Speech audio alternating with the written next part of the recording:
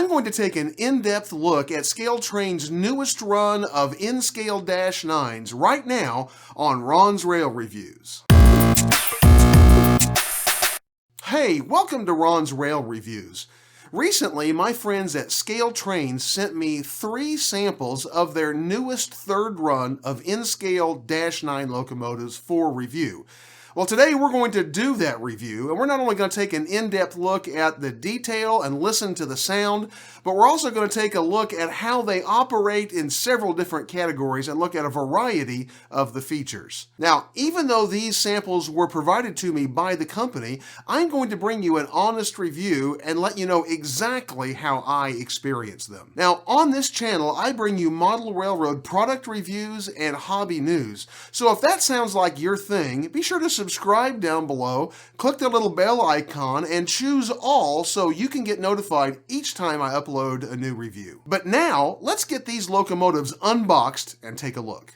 Today, I'm looking at ScaleTrain's newest third run of N-Scale Dash 9s, BNSF number 4560 in the Heritage 2 paint scheme, BNSF number 5441 in the Frankenstein Heritage 2 scheme with a Heritage 1 replacement hood, and Norfolk Southern number 8888 top hat version. These are all Rivet counter editions of ScaleTrain's locomotives, so they sport the high level of detail that we have come to expect from ScaleTrains. They're also all equipped with ESU Loksound decoders. ScaleTrains has become synonymous with high levels of detail on all of their N-scale rivet counter models. Things that used to be only custom projects have become standard fare for them. Details like wire grab irons, operating ditch lights, separately applied undersill piping, cut levers, windshield wipers, and sunshades. In addition to all of these details, ScaleTrain's company value is to bring you railroad, road number, and era-specific details on every locomotive, and they have certainly done so in this case. These units all have 5-step stepwells, detailed interiors, operating ditch lights, separate air tank details, detailed grills, and tread patterns on all of the walkway surfaces. Let me also point out some of the specific unique details for each of these units. Again, BNSF 5441 was originally a Heritage 2 scheme loco, but the engine hood was swapped with an H1 scheme hood sometime between December 2018 and January 2020, according to the photographic evidence I could find on the internet. This model shows that change in paint scheme and the interesting combination of schemes. The model has correct PTC antennas and a bathtub-style exhaust silencer. BNSF 4560 comes in the Heritage 2 paint scheme, but has a replacement nose door with the Conrail quality paint. I love how paint oddities like these 2 locomotives add interest to a locomotive fleet. Norfolk Southern 8888 has the GE Spartan cab design and a top hat style rooftop AC unit. It also has dual firecracker antennas and operating rear ditch lights. One item that is often mentioned but seldom shown up close on video is the variety of tiny labels and warnings on locomotives like this. It's often said that these are legible under the right magnification. Well, here is the best magnification I can do with my video gear.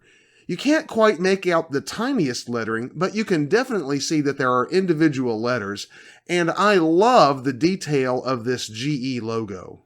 As we look at the operating details of the locomotives, bear in mind that I am showing you these locomotives as they come out of the box. Lights, sounds, speed tables, and other effects are highly configurable as the operator desires by simply programming CVs in the decoder. The only adjustments I made to these decoders was to match the locomotive address to the road number of each locomotive and to set the momentum to 0 for the sake of demonstration.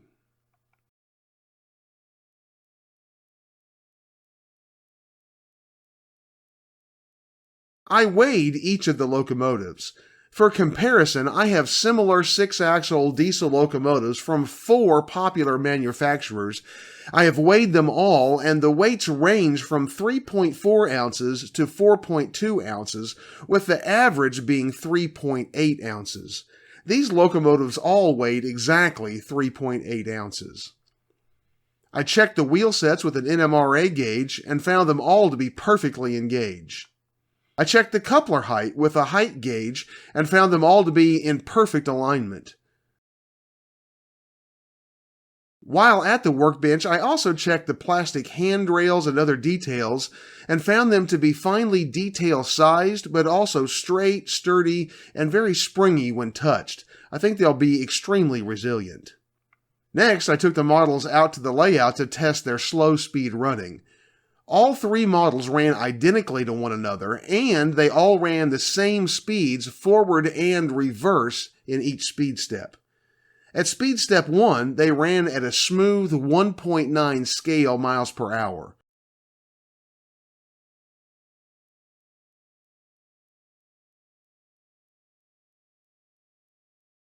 At speed step 2, they ran at 5.5 miles per hour.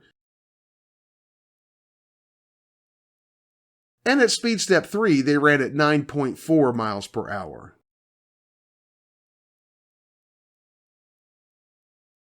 This is a good time to mention that Norfolk Southern unit has the ditch lights that flash alternately when the horn is sounded. This is a prototypical feature for Norfolk Southern, but not for BNSF units, so those 2 units do not flash, but they can be programmed to do so if one desires. The rear ditch lights flash as well on the Norfolk Southern unit. As a coupler test, I tried coupling to a single car at slow speed. My rolling stock is very free rolling and has metal wheel sets, and one car would not couple at 2 miles per hour, though it took only the slightest bump for them to couple up. The locomotives would couple to 2 cars at 2 miles per hour, or to 1 car at 5 miles per hour. Next, I performed a pull test.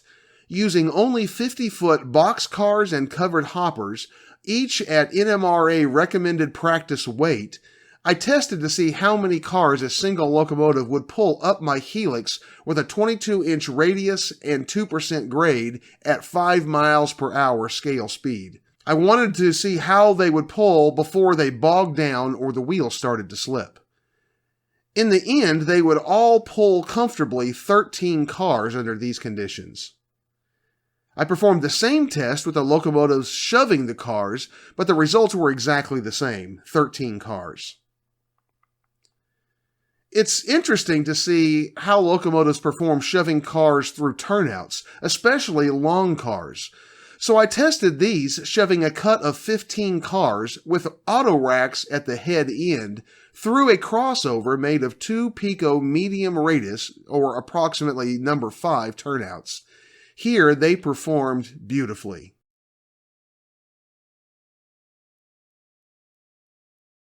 I expected that these units would be well speed matched out of the box, as they have the same mechanism and decoders.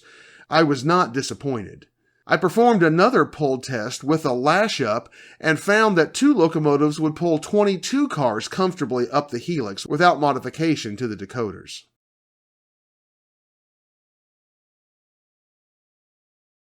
Finally, let's take a listen to the basic sounds produced by the Loksound decoder.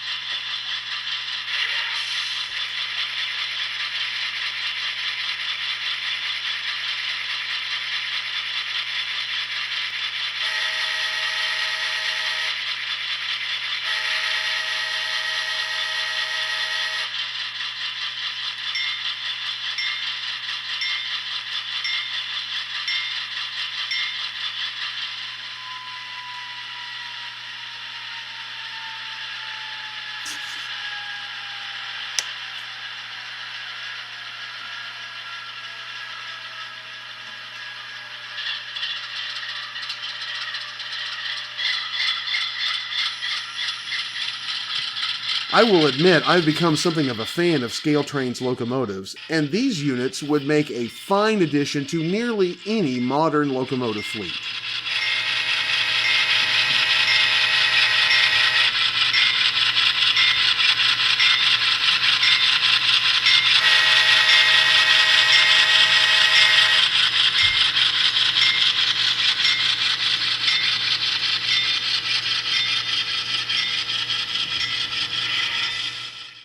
Well, I hope that helps give you a feel for how these N-scale locomotives look and sound and how they operate. Now, as of the recording of this video, the Norfolk Southern units are still available on scaletrains.com website.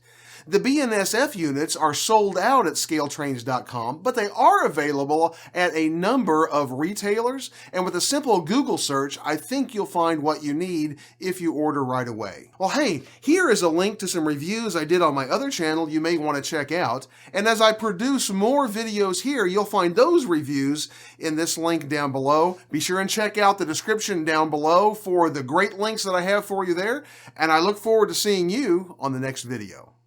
10, Lizzie?